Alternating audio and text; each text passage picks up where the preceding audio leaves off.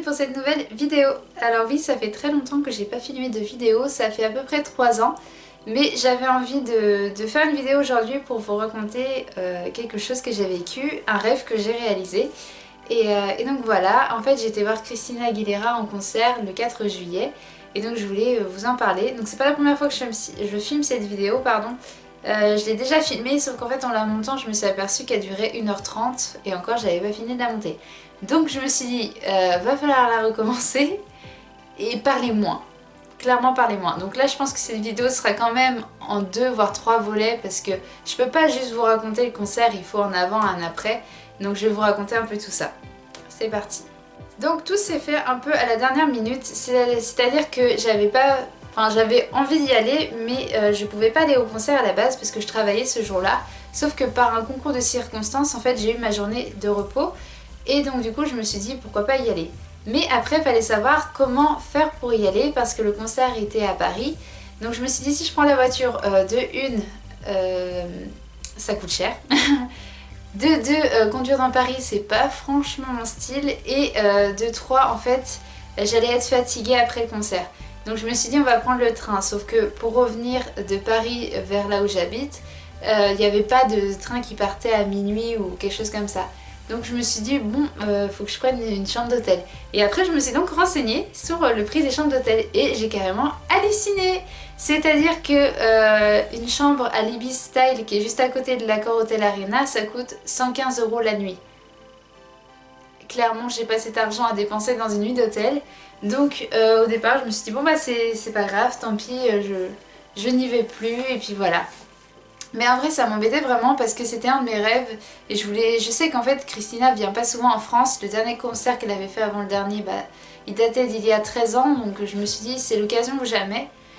Donc du coup, j'ai quand même trouvé une solution. J'ai pris en fait une place dans une auberge de jeunesse et j'y suis allée en train. Donc voilà. Donc il faut savoir que je suis quelqu'un d'extrêmement stressé, mais un truc de malade. Et donc du coup, aller en train toute seule et tout, c'est pas quelque chose que je fais facilement. Et j'étais assez stressée en fait. Donc il y a eu plusieurs étapes pour aller jusqu'à Paris. La première, j'ai conduit, donc en voiture, jusqu'à un endroit, jusqu'à une gare routière. Ensuite, j'ai pris le bus pour aller à la gare SNCF.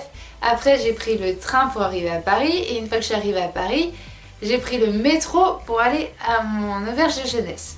Première anecdote. J'ai rencontré une dame qui s'appelle Catherine à la gare où j'étais, donc la gare d'Angers. Et franchement, un amour. Elle était trop mignonne avec moi, elle me donnait plein de conseils. Ça fait depuis quelques années qu'elle habite à Paris et tout, donc elle était vraiment très sympa avec moi.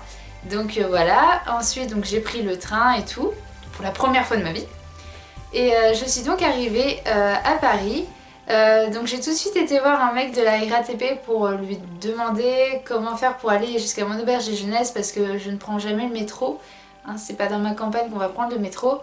Et déjà il n'y a pas de métro. Et donc du coup il m'a indiqué comment faire.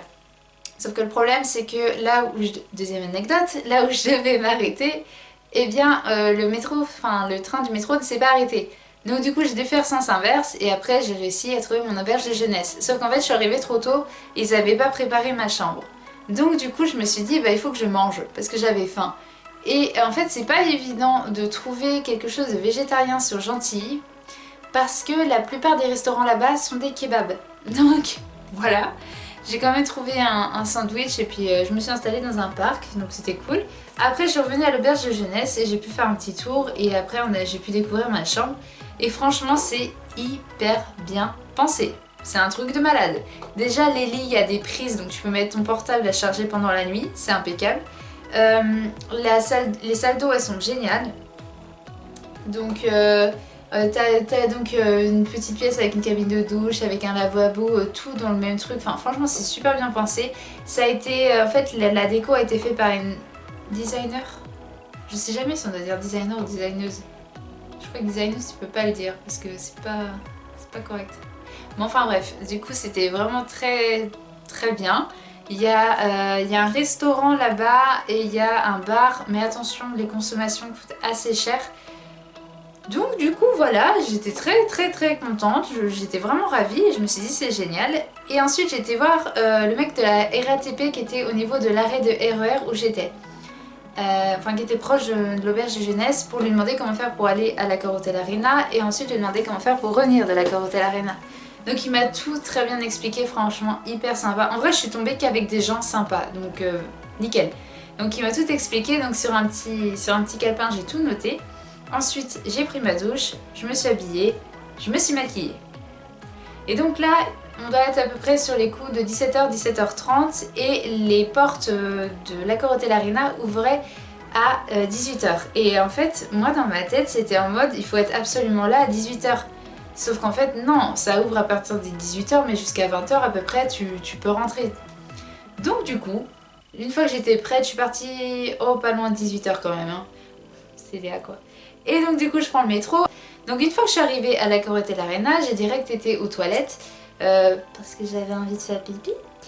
Et aussi parce qu'il fallait que j'enlève mon t-shirt parce qu'en fait j'avais prévu une tenue exprès. Parce qu'en fait il faut savoir que Christina Aguilera c'est quelqu'un qui porte beaucoup de tenues sexy. Et donc du coup moi j'aime bien quand je vais à un concert respecter un petit peu le look de la personne en question, vous voyez.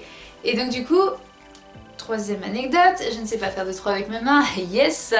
Troisième anecdote, je rencontre deux jeunes filles qui étaient là pour le concert, machin, et on commence à parler. Donc je crois qu'elles venaient de Marseille et tout, et je leur demande c'est pas trop vulgaire, nanana. Parce qu'en même temps que je voulais respecter le thème, en même temps je voulais pas être non plus genre youhou, enfin voilà quoi. Et on m'a dit que non, ça allait. Donc ensuite je vais donc trouver ma place et en fait je m'attendais à ce que la dame me dise oui vous descendez et ça sera là. Sauf qu'en fait elle a fait là, c'est là. Là j'étais en mode ah. Donc je suis vraiment très loin de la scène en fait. D'accord.